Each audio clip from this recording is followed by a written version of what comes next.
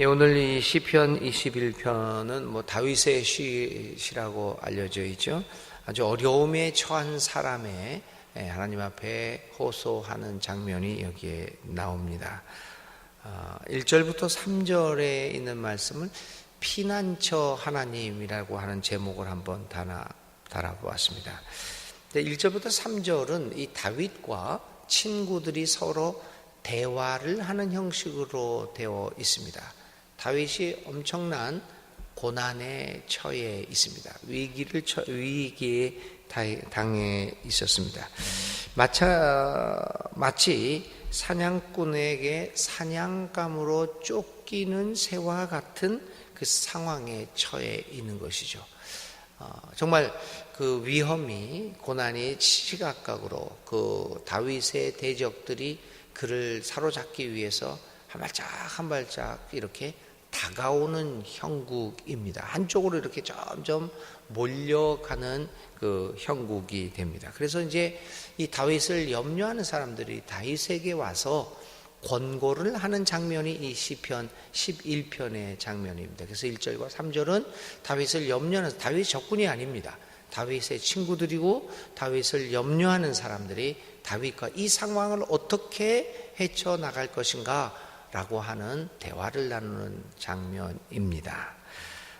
이 사람들은, 다윗을 염려하는 사람들은 다윗이 이렇게 시시각각으로 다가오는 적들의 위협을 피하여 안전한 동굴이 있는 산으로 피할 것을 이야기하고 있습니다. 이러고 있지 마십시오. 빨리 몸을 피해서 동굴로 도망가십시오라고 권고를 합니다. 그러니까 이제 다윗이 1절에서 그런 권고를 하고 있는 사람들에게 이렇게 답변을 하고 있는 겁니다. 내가 주님께 피하였거늘 어찌하여 너희는 나에게 이렇게 말하느냐? 너는 새처럼 너의 산에서 피하여라. 그렇게 말하고 있느냐? 당신들이 나한테 내가 사냥꾼에게 쫓기는 새와 같은 신세가 됐으니 이제 빨리 하루속히 이렇게 피하는 것이 좋겠다라고 이 얘기를 하는데, 그런데 산으로 피하라고 얘기하는데 나는 그게 그렇게 타당하게 들리지 않는다. 나는 이 순간에서도 내가 주님께 피하겠다, 하나님께 피하겠다라고 하는 그 자신의 마음을 이야기하는 장면이 지금 1절입니다. 현재 다윗의 상황은 새처럼, 그의 고백처럼 아무도 모르게 자신을 해치려는 적들의 아주 표적이 되고 있습니다. 그래서 2절에 그 마음을 이렇게 고백합니다. 악인이 활을 당기고 시위에 활을 메워서 마음이 바른 사람을 어두운 곳에서 쏘려 하지 않느냐. 어두운 곳에 사냥꾼이 웅크리고 있다가 거기다가 활에다가 시위를 잔뜩 매겨놓고 잔뜩 이 활을 당겨 놓은 형국입니다. 아주 위험한 상황에 처해 있습니다. 이런 면에서 다윗은 자기를 해치려고 하는 사람들이 누군가를 정확하게 알지를 못합니다. 왜냐하면 어두운 곳에서 있기 때문입니다. 그 뒤에서 음모가 이루어지고 있는 상황이었습니다.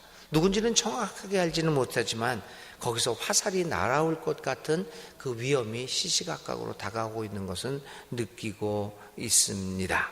그런 상황에서 다윗을 염려하는 사람들이 이런 이야기를 한 거죠. 그러나 다윗은 인간의 판단대로 안전하게 느껴지는 동굴로 피하지 않겠다. 그러한 인간으로 판단하는 그 동굴은 결국에서는 거기에서도 화살을 맞을 위험이 있다. 이리 가나 저리 가나 악인들의 음모는 피할 수 없는 것이라고 하는 것을 다윗은 느끼고 있었던 것입니다. 그래서 그는 이러한 안전하게 느껴진다고 하는 그러한 동굴로 피하느니 영원한 피난처이신 하나님께 자신을 의탁하였음을 고백하고 있습니다. 어쩌면 하나님을 의탁하였기 때문에 그 어두운 곳에서 악인들이 쏘는 화살을 그대로 맞을 수도 있다라고 하는 자신감을 이야기하고 있는지도 모릅니다. 하나님이 지켜주실 것을 믿고 당당하게 악인들이 쏘는 화살들을 온몸으로 막아내겠다라고 하는 다윗의 심정을 여기에서 우리는 볼 수도 있습니다. 내가 주님께 피하였거늘 어찌하여 너희는 나에게 이렇게 말하느냐? 너는 새처럼 너의 산에서 피하여라. 어떻게 그렇게 말하느냐? 나는 오히려 하나님을 믿고 그 날아오는 화살들을 몸으로 막아 이겨내겠다. 이러한 그 다윗의 고백들을 보면 결국은 하나님을 의지하는 사람, 의인의 아주 당당한 모습을 볼 수 있습니다. 화살을 맞아 죽을지언정 그렇게 하나님을 배반하고 하나님에 대한 믿음의 확신을 저버리고 동굴로 피하지는 않겠다라고 하는 그 다윗의 당당한 모습들을 우리는 여기에서 보게 됩니다. 자, 이래서 이제 계속해서 나는 그런 화살까지도 몸으로 막을 각오가 돼 있다. 그러니까 3절에서 이 다윗을 염려하는 친구들이 이렇게 얘기합니다. 기초가 바닥부터 흔들리는 이 마당에 의인인들 무엇을 할 수가 있겠는가? 기초가 흔들리면, 아니 이 세상은 다윗이요, 지금 이 상황은 기초 자체가 흔들려 있는 겁니다. 이렇게 얘기를 합니다. 국가의 기강, 법률, 인간이 지킬 수 있는 그 상식, 질서, 이런 것, 이 사회를 지탱하고 있는 그러한 기초적인 질서 자체가 무너져 있다는 겁니다. 이미 사람들은 타락할 대로 타락되어 있고, 이미 이 모든 우리의 삶을 버티고 있는 기둥들이 다 무너졌다는 겁니다. 그러니 뭘 하겠습니까? 라고 이 다윗의 친구들이 이야기를 하고 있는 것입니다. 그래서 이제 이게 상당히 위험한 순간이죠. 사실 뭐 어떤 그 조그마한 위험들이 다가오고 있다고 하는 것, 어떤 삶에 있어서 우리들은 여러 가지 살아가면서 여러 가지 위기를 느낍니다. 또 위기를 당하기도 합니다. 그러나 그 크고 작은 위기 속에서도 우리는 견뎌냅니다. 그런데 만일 기초 자체가 무너졌다면 어떡합니까? 이 사회가 정말 기본적으로 지켜야 할 상식들, 법률 자체가 무너졌다고 한다면 참 이거는 큰 문제가 아닐 수 없습니다. 그러니까 지금 친구들이 그런 이야기를 합니다. 그러니까 어떻게 할 수 없다. 그러니까 이거 해도 안 되고 저라도 안 되니까 그냥 산으로 피하자. 하나님을 뭐 의지한다고 그게 되겠느냐라고 이야기하는 것이죠. 이제 4절부터 5절 그리고 7절까지 이러한 기초가 무너진 세상, 기초가 무너졌다고 생각하고 있는 사람들을 향해서 다윗이 하는 이야기입니다. 이제 3절까지는 대화였지만 4절부터는 이들에 대하여 다윗이 답변하고 있습니다. 자, 한번 보십시다. 4절부터 5절에 있는 말씀. 주님께서 그의 성전에 계신다. 주님은 그의 하늘 보좌에 앉아 계신다. 주님은 그의 눈으로 사람을 살피시고 눈동자로 꿰뚫어 보신다.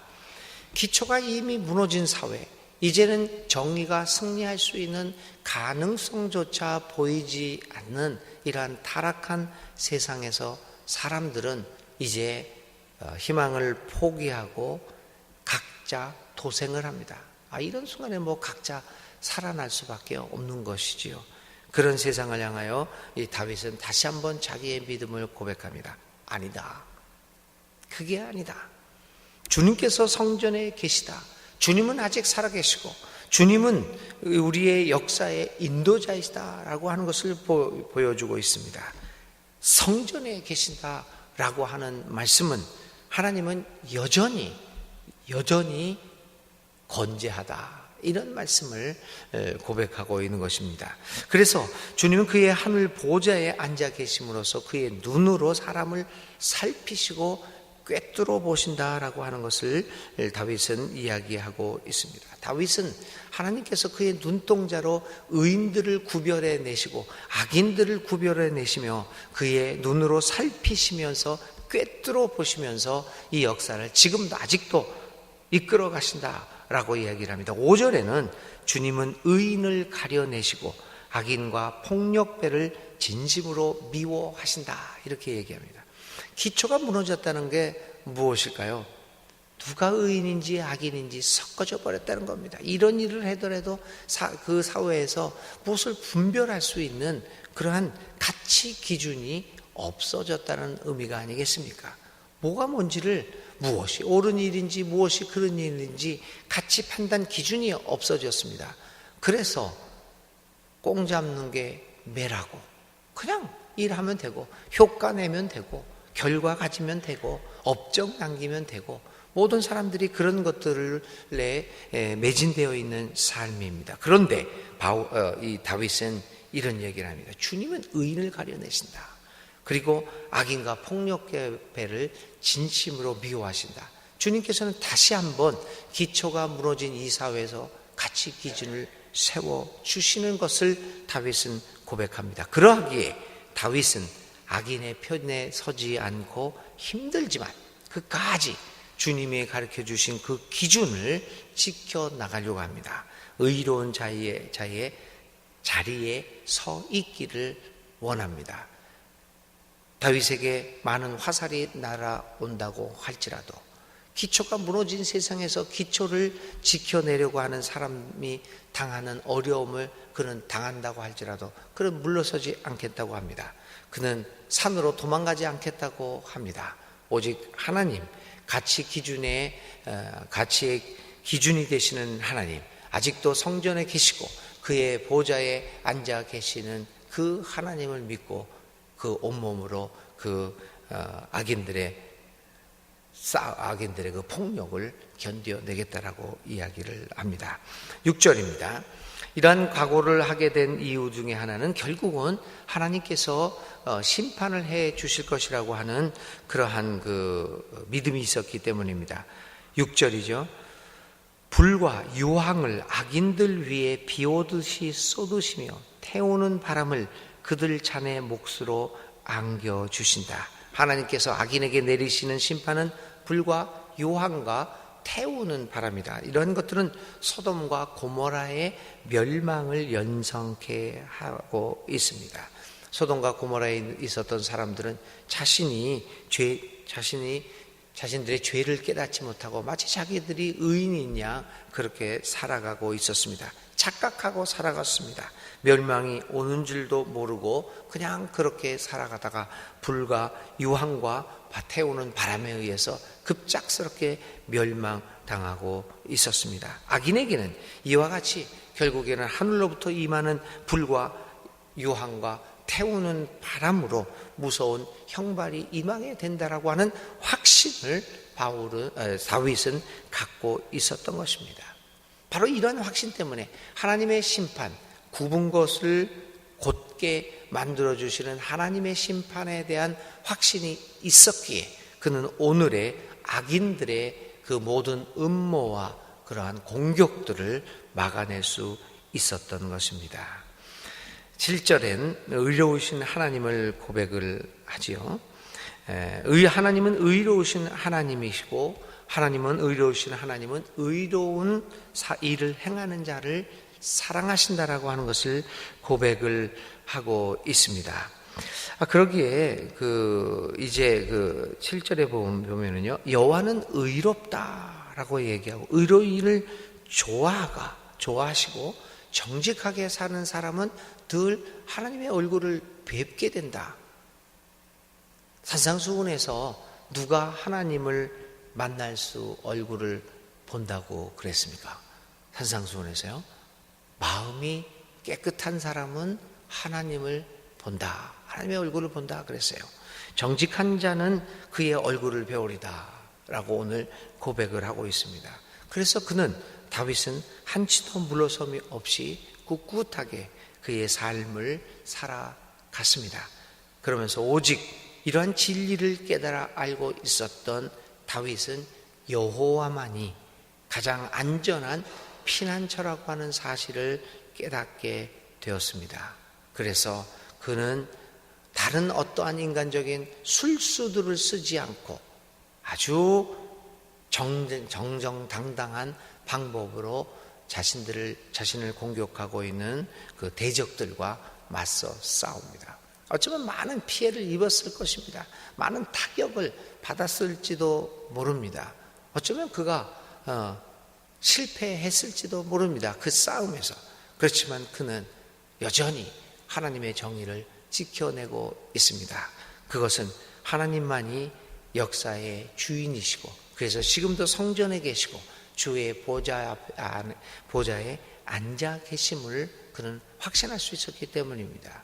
그리고 악인이 승리하는 것 같지만 결국은 불과 유황과 태우는 바람으로 하나님의 심판을 면치 못할 것이라고 하는 사실을 그는 굳게 확신하고 있었기 때문입니다.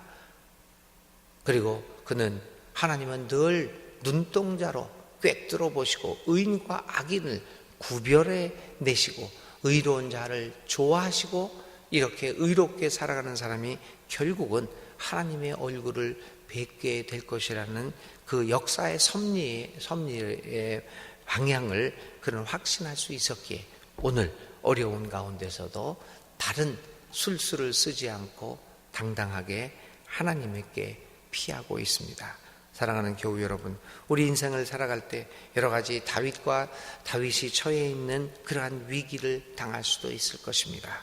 그럴 때마다 우리는 얄팍한 수로 이러한 위기를 넘겨가려고 하지 말고 오히려 그 날아오는 화살을 몸으로 막아내며 결국은 의로운 자를 좋아하시는 하나님, 그 하나님을 얼굴을 뵙게 될 것이라고 하는 확신을 가지고 오직 하나님께 피난하는 우리들이 될 수 있었으면 좋겠습니다.